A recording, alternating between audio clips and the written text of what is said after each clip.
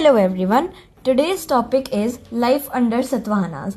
तो ये topic describe करता है कि जो सतवाहनास थे उनके अंडर जो पॉपुलेशन थी, हाउ दे लिव्ड। तो जो प्रिंसेस थे इन द सतवाहनास वो उनकी मदर्स के आगे नेम किए जाते थे।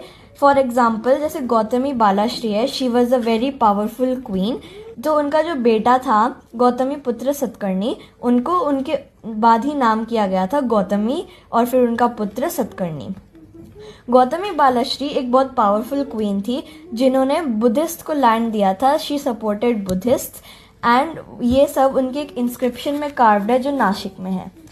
A Satvana widow queen performed the Ashwamedha Yajna and other Vedic rituals as recorded in Naneghat inscriptions. तो नानेघाट inscription के according एक सतवाहना की queen थी who was going to marry a royal family, जिसने अश्वमेधा यज्ञ परफॉर्म किया था और other Vedic rituals भी।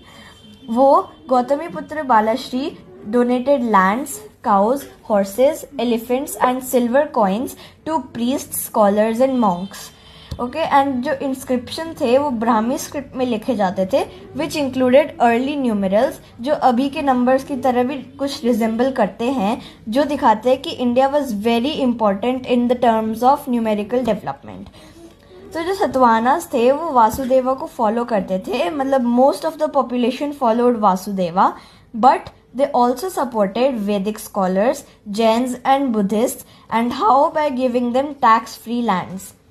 They also built Karla caves in Maharashtra for Buddhist monks with carved pillars and a stupa.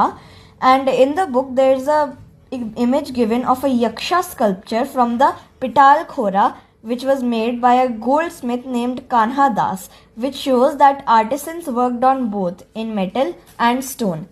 Also the development of rock cut architecture came in this.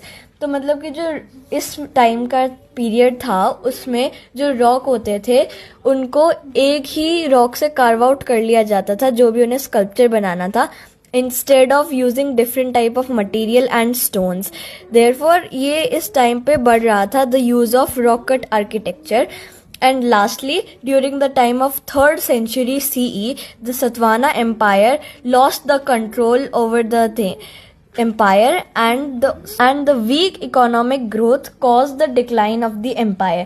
And after this empire came the Shedis, which were also an important part, which we will discuss in the